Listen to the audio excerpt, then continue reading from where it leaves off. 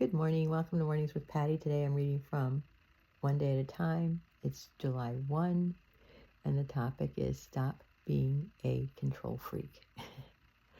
This I have learned, that the man I married could not be the source of my happiness or sorrow. The gift of life is personally mine, as his life belongs to him, to enjoy or destroy as each of us wishes. I see him angry, must I be? I see him hostile, must I be? Am I being faithless to my marriage vows when I achieve a little bit of self-confidence while he continues to suffer of pains of self-doubt? I am not his guide, master, or keeper. We are individuals and must each find our lonely way to our goals. My sources of comfort and strength he refuses to share with me. I have learned through bitter experience that it is fruitless to offer them. Adjusting myself to what is, to things as they are, and being able to love without trying to interfere with or control anyone else, however close to me, that is what I search for. The learning is sometimes painful. The reward is life itself, rich, full, and serene. So you are looking at a recovering control freak. Sometimes it still shows up. And every time I try to control something that does not belong to me, shit hits the fan every single time. I've learned about this thing called a hula hoop. And if you put a hula hoop around you like this, and you bring it from the top of your head all the way down to your feet, that's your business, that's your life. Everything around outside of that, you have no control over.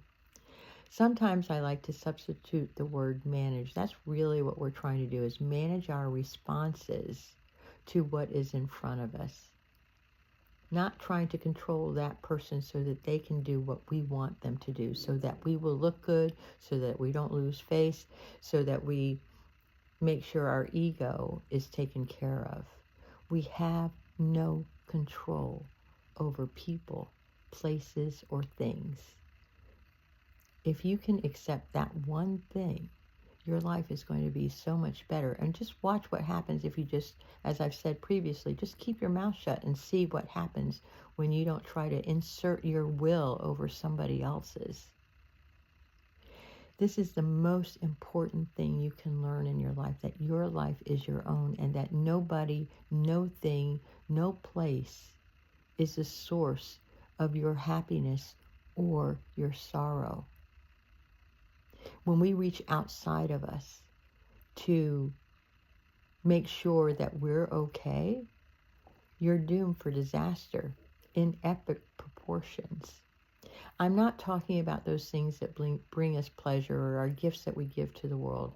I'm talking about your micromanaging bullshit, where you have to be the one who has to control everything. Stop it. That's all I'm asking you to do. And become aware of those thinking patterns of yours that keep you in survival mode. If people around you are unhappy, it's because you're unhappy.